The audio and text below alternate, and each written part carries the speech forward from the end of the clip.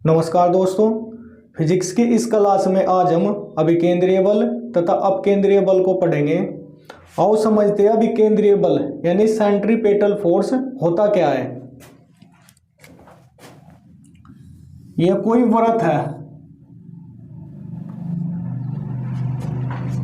इस वृत्त पर यदि कोई वस्तु गति करती है या इस वृत्त पर कोई वस्तु चलती है तो कभी तो वो इस दिशा में यानी कि ऊपर की ओर जाएगी, कभी इस दिशा में, कभी इस दिशा में, तो कभी इस दिशा में। यानी कि इस वृत्तीय मार्ग पर गति करते हुए वो अपनी दिशा तो बदलती रहेगी, लेकिन चाल उसकी ज्यों की त्यों आगे, यानी कि जिस चाल पे वो वस्तु इस पर चलाकर छोड़ी गई है वो इस वृत्त पर एक समान चाल से तो चलती रहेगी, लेकिन उसकी दिशा बदलती रहेगी।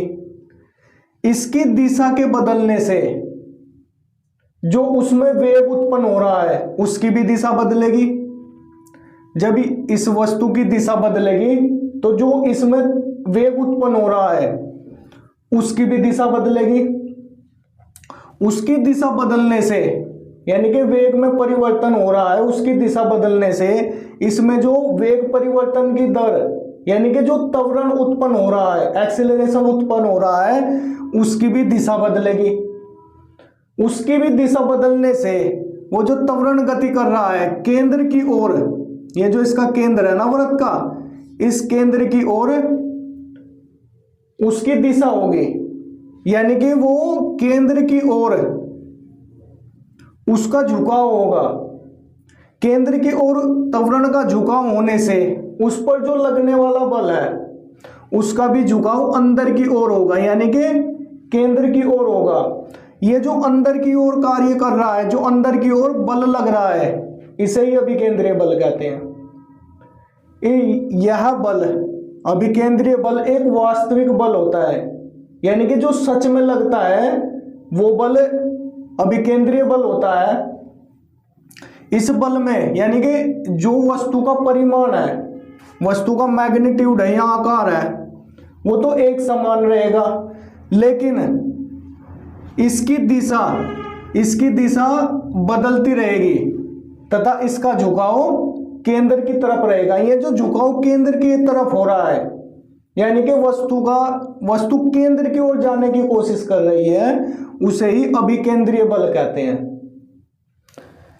तो आओ थोड़ा और समझते हैं।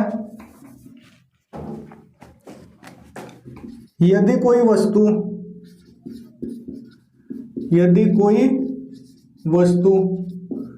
किसी वृत्तीय मार्ग पर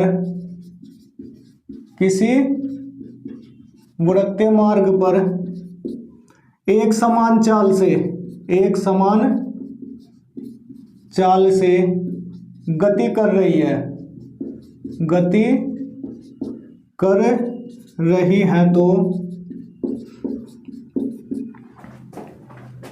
तो वस्तु के वेग में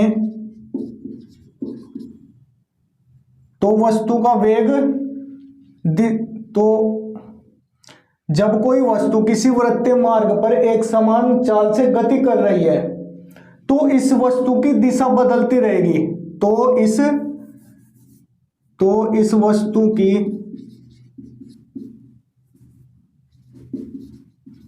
की दिशा बदलती रहेगी।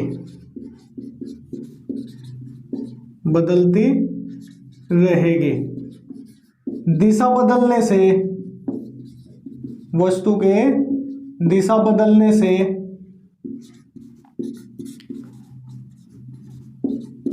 इसमें वेग परिवर्तन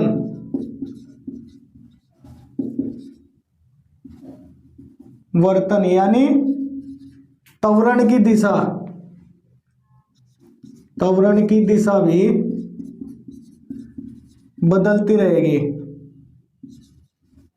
भी बदलती रहेगी।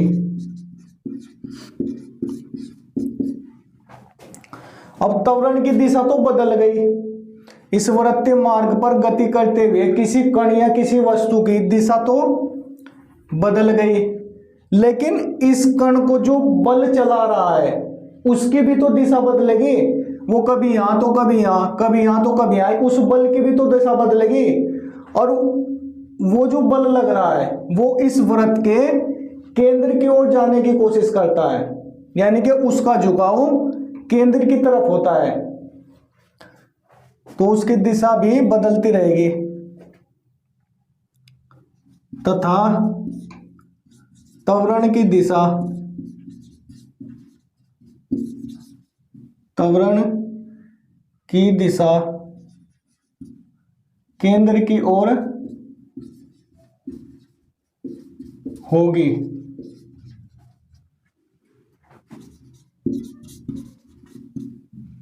केंद्र की ओर होने से त्वरण की दिशा केंद्र की ओर होने से उस पर लगने वाला बल, उस पर लगने वाला बल, लगने वाला बल या लगने वाले बल की दिशा भी केंद्र की तरफ होगी, केंद्र की ओर होगी। यह जो बल केंद्र की ओर कार्य कर रहा है या केंद्र की तरफ जाने की कोशिश कर रहा है, इसे ही अभिकेंद्रीय बल कहते हैं, इसे ही अभिकेंद्रीय बल कहते हैं। आपने न्यूटन के नियम, दूसरे नियम में आपने पढ़ा था कि जब कोई वस्तु, जब किसी वस्तु पर धक्का लगता है तो विराम की अवस्था से गति की अवस्था में हो जाती है, यानी कि वो रुकी हुई अवस्था से चलने लगती है। तथा उसमें जो वेग परिवर्तन हो रहा है, यानी कि जो त्वरण उत्पन्न हो रहा है, उसकी दिशा लगाए जाने वाले बल की दिशा में होगी। यानी कि त्वरण जिधर, यानी कोई वस्तु जिधर जा रही है उस पर बल भी उसी दिशा में लग रहा है। यानी कि अगर इसमें त्वरण केंद्र की तरफ जा रहा है तो बल भी इसमें केंद्र की तरफ ही जाएगा। इसे ही अभिकेंद्रीय बल कहते हैं, यानी कि इसकी दिशा, अभिकेंद्रीय बल की दिशा या इस पर वस्तु पर लगने वाले बल की दिशा केंद्र की तरफ होगी। इसे ही अभिकेंद्रीय बल कहते हैं। यह एक वास्तविक बल है, यानी कि सच में लगने वाला बल। यह एक वास्तविक बल है, वास्तविक बल है जिसकी दिशा केंद्र की तरफ होती है, जिसकी दिशा केंद्र की ओर होती है, केंद्र की ओर होती है। यानी कि ये सच में लगता है। कैसे लगता है आओ जानते हैं इसके उदाहरण से। नंबर 1 उदाहरण, ये कोई डोरी है या कोई रस्सी है, इसके सिरे पर पत्थर बांध दिया। जब ये कोई रस्सी किसी वृत्तीय मार्ग पर घुमाई जाती है, यानी कि इस डोरी पे जो सिरे पर, दूसरे सिरे पर पत्थर बांधा हुआ, ये कोई आदमी लिए खड़ा है इसे, जब इसे घुमाता है तो ये क्या करती है, एक वृत्तीय मार्ग पर घूमती है। तो एक वृत्तीय मार्ग का अनुसरण करते हुए पत्थर घूमता है या ये कोई वस्तु घूमती है। तो इस वस्तु पर जो ये जो कोई व्यक्ति इसे घुमा रहा है, ये इसे और गति में लाने के लिए अपनी तरफ को खींचता है। यानी कि इसमें अपनी ओर को खींचने से क्या होगा, इसमें तनाव बल उत्पन्न होगा। यानी कि जो खींच रहा है, जो तनाव आ रहा है, ये तनाव बल ही इसे अभिकेंद्र बल प्रदान करता है। और इसी अभिकेंद्र बल प्रदान होने से ये वस्तु इस पर लगातार घूमती रहती है। यदि इस वस्तु को, जैसे ये तनाव बल लगाया और इस वस्तु को तनाव बल देते हुए, यानी कि अभिकेंद्र बल देते हुए इसे छोड़ दिया जाए आपने देखा भी होगा जब रस्सी को ऐसे घुमाते हैं पत्थर बांधकर और उसे छोड़ देते हैं, तो जहां से उसे छोड़ते हैं वो उसकी ये स्पर्श करती हुई ऐसे गुजर जाती है, या फिर जहां से भी आप छोड़ोगे वहां से ऐसे गुजर जाएगी।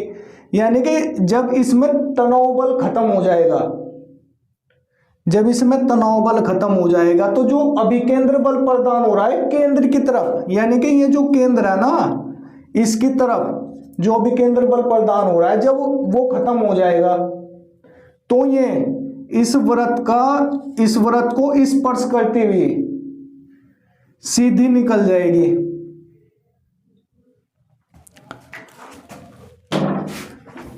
तो देखिए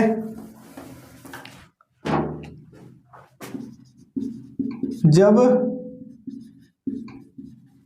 किसी रस्सी के सिरे पर पत्थर को बांधकर वृत्तीय मार्ग पर घुमाया जाता है तो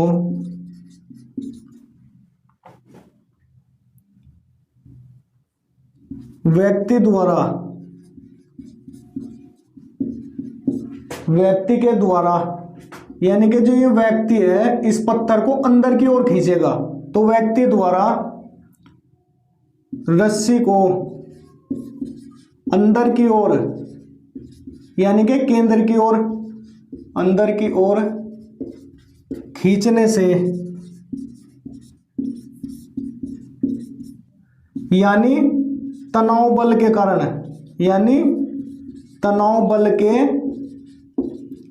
कारण इसमें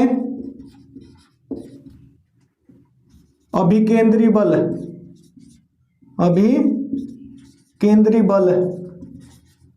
उत्पन्न होगा। यानी कि जैसे ही अंदर की ओर इसको खींचेंगे तनाव आएगा डोरी में, तो अंदर की ओर क्या लगेगा, एक अभिकेंद्री बल लगेगा। तो अंदर की ओर इसमें अभिकेंद्री बल काम करेगा या अभिकेंद्री बल लगेगा,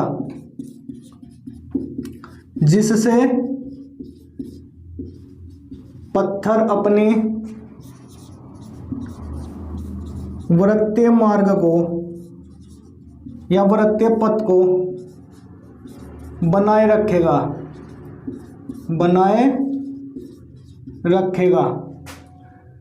यदि रस्सी को छोड़ दिया जाए,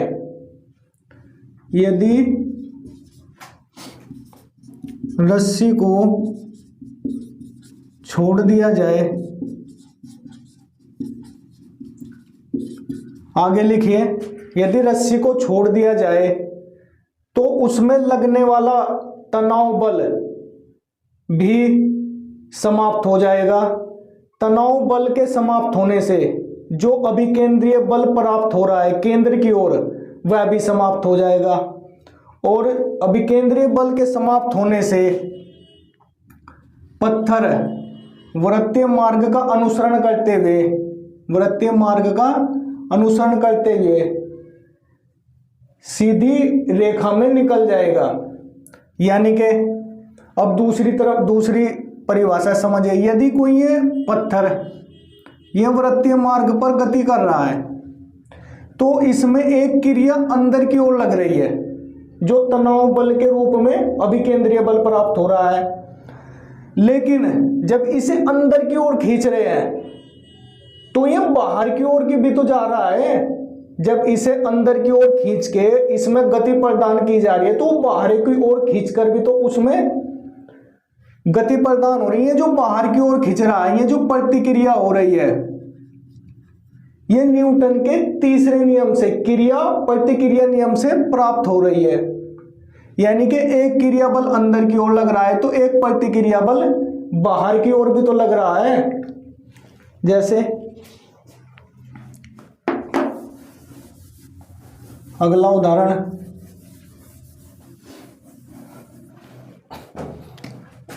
नंबर 2, सर्कस में एक मौत का कुआं होता है। मौत का कुआं, ये मान लिया कोई मौत का कुआं है, ठीक है, ये कोई मौत का कुआं है। तो इसमें क्या होता है, कोई भी जो मोटरसाइकिल चालक होता है या कोई कार को चलाता है, इसमें वो अपनी गति को इसी कुएं में बनाए रखता है, यानी कि वो मोटरसाइकिल को चलाते दौरान गिरता नहीं उसके अंदर। क्यों नहीं गिरता वो? क्योंकि मोटरसाइकिल पर ये जो कुएं की मौत की दीवार है ना, ये उस पर अंदर की ओर, ये जो दीवार है ना मोटरसाइकिल पर, ये मोटरसाइकिल चल रही है, इस पर ये अंदर की ओर एक क्रिया बल लगाती है, अंदर की ओर क्रिया बल लगाती है। जबकि ये जो मोटरसाइकिल है ये बाहर की ओर प्रतिक्रिया बल लगाती है, बाहर की ओर प्रतिक्रिया करती है, जिस कारण मोटरसाइकिल सवार अपने आप को संतुलित बनाए रखता है। इस मौत के कुएं में चक्कर लगाने के दौरान अपने आप को संतुलित अवस्था में रखता है और चक्कर लगाते जाता है। तो ये जो दीवार है, ये जो मौत के कुएं की दीवार है, ये तो अंदर की ओर क्रिया कर रही है, जबकि ये जो मोटरसाइकिल है ये बाहर की ओर प्रतिक्रिया कर रही है। यानी कि ये जो दीवार है ना, ये तो अपने केंद्र की तरफ खींच रही है। ये जो दीवार है ना, ये केंद्र की तरफ, मोटरसाइकिल को केंद्र की तरफ लाने की कोशिश कर रही है, और ये जो मोटरसाइकिल है ये बाहर की तरफ प्रतिक्रिया कर रही है। फलस्वरूप मनुष्य अपनी संतुलित अवस्था में रहता है मौत के कुएं में। लिखिए, सर्कस में मौत के कुएं में मोटरसाइकिल सवार अपने आप को संतुलन की अवस्था में बनाए रखता है, क्योंकि मौत के कुएं की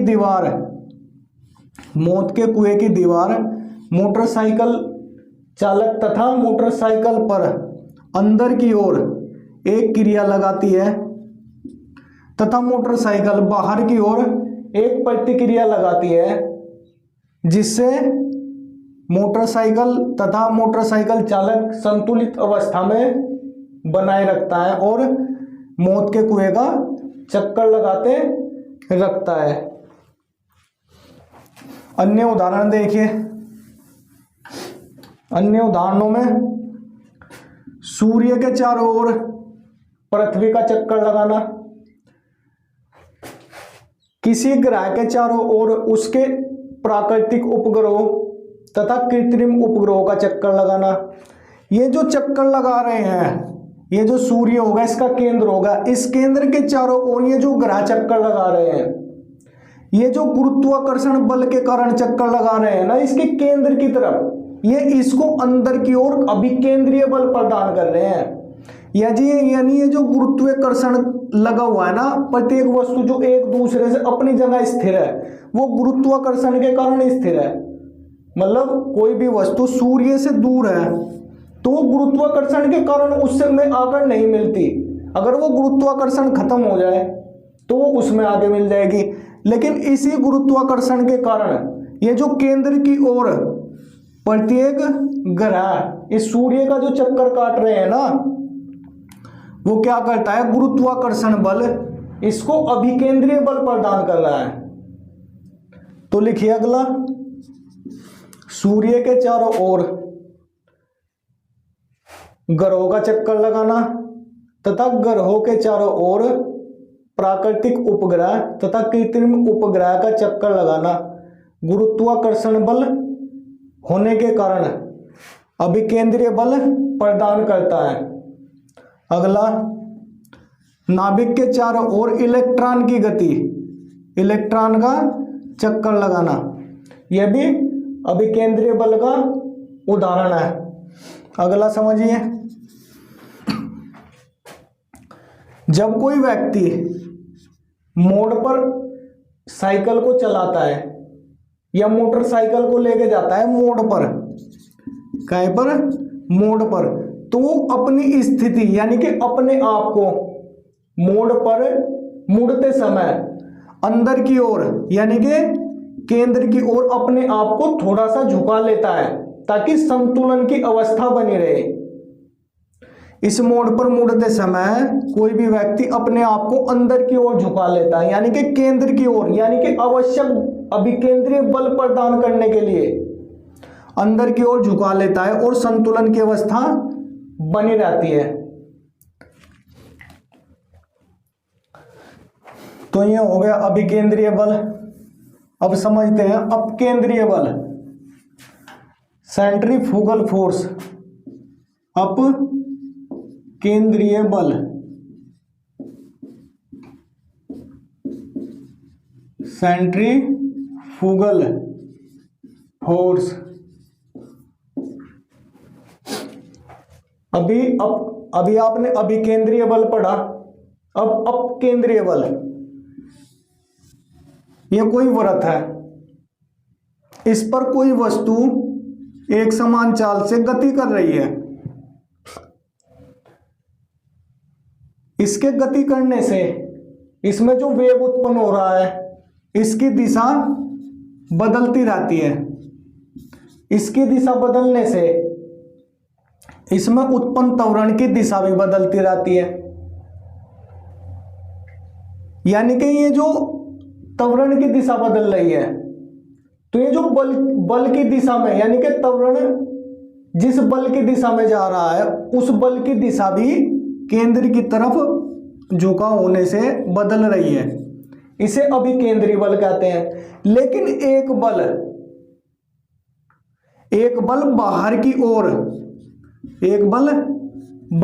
ओर अपने आप को बनाए रखता है, यानी कि केंद्र से बाहर की ओर अपने आप को बनाए रखता है। इसे ही अपकेंद्रीय बल, सेंट्रीफ्यूगल फोर्स कहते हैं।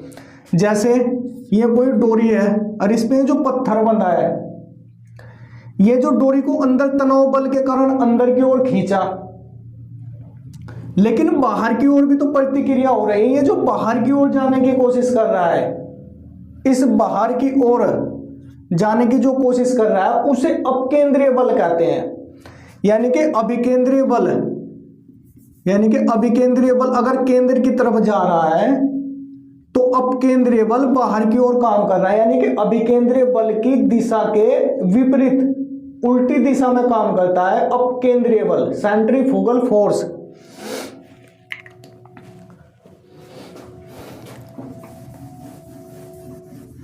ऐसे भी लिख सकते हैं, जब कोई वस्तु किसी वृत्तीय मार्ग का अनुसरण करते हुए या किसी वृत्तीय मार्ग पर चलती है एक समान चाल से, तो उसकी दिशा में परिवर्तन होने से उसका वेग बदलता है। वेग बदलने से उसमें उत्पन्न त्वरण की दिशा भी बदलती है। त्वरण की दिशा लगाए जाने वाले बल की दिशा के समांतर, यानी कि उसी दिशा में होती है। अब जब ये त्वरण की दिशा वृत्तीय मार्ग पर गति करते वस्तु के केंद्र की तरफ होगी तो बल की दिशा भी केंद्र की तरफ होगी। लेकिन एक बल बाहर की ओर जाने की कोशिश कर रहा है या केंद्र से बाहर की ओर जा रहा है, इसे ही अपकेंद्रीय बल कहते हैं। अभिकेंद्रीय बल की दिशा केंद्र की ओर होती है, तो अपकेंद्रीय बल की दिशा बाहर की ओर होती है।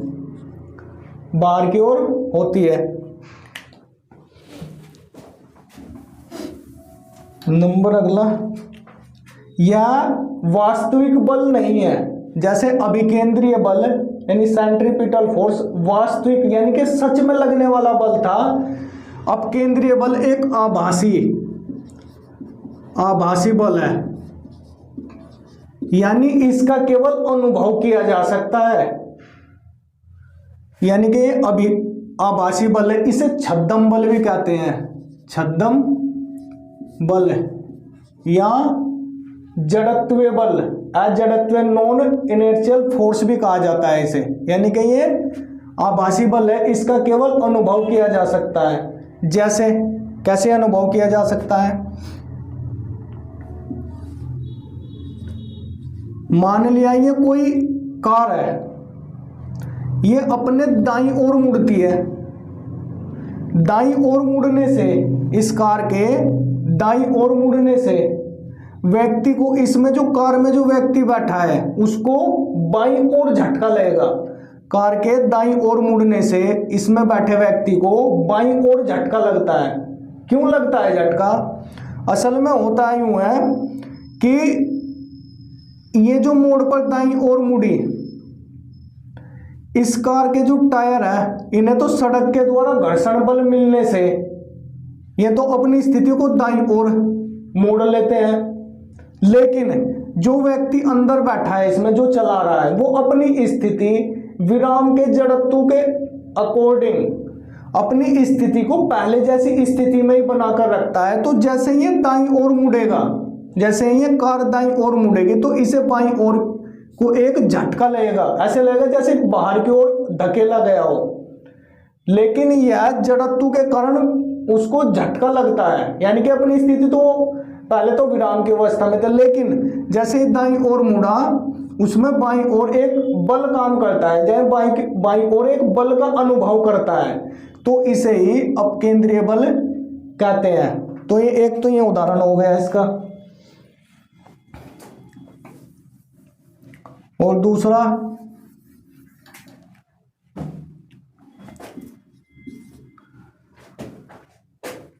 कपड़े धोने वाली machine, washing machine, washing machine अपकेंद्रीय बल सेंट्रीफ्यूगल फोर्स के सिद्धांत पर ही कार्य करती हैं। कैसे? अब देखिए, ये वॉशिंग मशीन का अंदर का है जिसमें कपड़े धोए जाते हैं। तो ये जो एक चक्कर तो इसने सीधा लगाया केंद्र की तरफ, इसने अभिकेंद्रीय बल प्राप्त किया, लेकिन दूसरे चक्कर में ये अपनी स्थिति बाहर की तरफ रखता है। यानी कि एक तो इसने अंदर की तरफ एक चक्कर लगाया और दूसरा चक्कर बाहर की ओर लगाया। यानी कि पहले तो ये ऐसे घूम गया एक चक्कर और दूसरे चक्कर में ऐसे ऐसे घूम गया। यानी कि एक चक्कर तो इसे अंदर की ओर ले जा रहा है, लेकिन ये जो दूसरा चक्कर है इसे बाहर की ओर ले जा रहा है। तो वॉशिंग मशीन में कपड़े धोना अभिकेंद्रीय बल के सिद्धांत पर कार्य करता है। नंबर 3, मक्खन, दूध से मक्खन निकालने वाली मशीन, दूध से मक्खन निकालने वाली मशीन।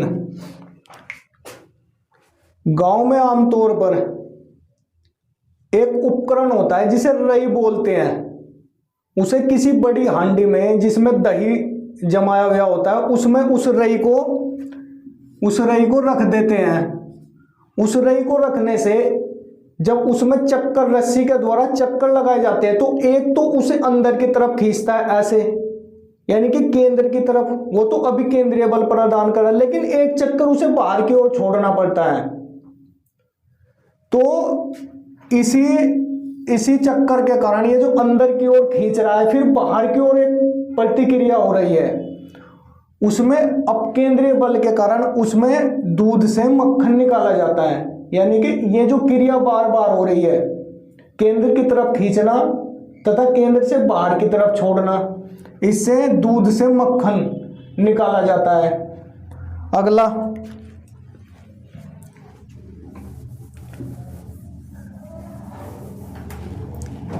सेंट्रीपिटल फोर्स के अकॉर्डिंग एक यंत्र होता है सेंट्रीफ्यूगा, सेंट्रीफ्यूगा इक्विपमेंट। इस अपकेंद्रीय उपकरण से, यंत्र से क्या करना पड़ता है, इस मशीन के द्वारा जो भारी कण होते हैं या मोटे द्रव्यमान वाले कण, वे छोटे द्रव्यमान वाले कण से अलग हो जाते हैं। यानी कि इस सेंट्रीफ्यूगा अपकेंद्रीय उपकरण से भारी द्रव्यमान वाले कण छोटे द्रव्यमान वाले कण से अलग हो जाते हैं, जो अपकेंद्रीय बल के सिद्धांत पर कार्य करते हैं। जैसे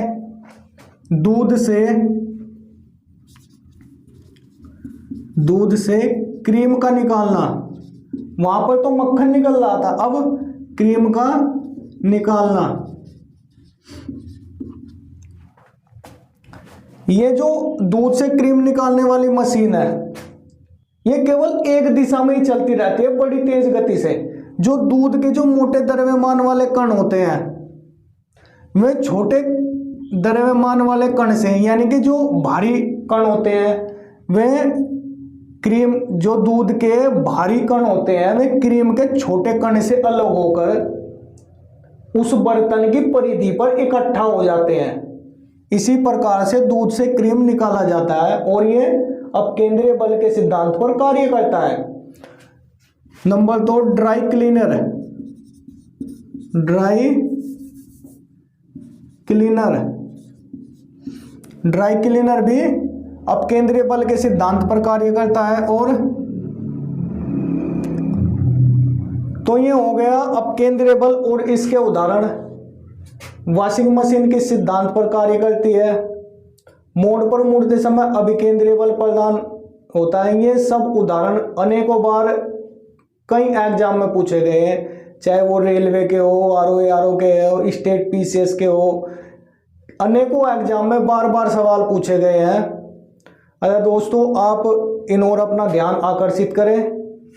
अगर आपको हमारी वीडियो अच्छी लगी है तो इस वीडियो को लाइक, शेयर तथा सब्सक्राइब करें। जय हिंद।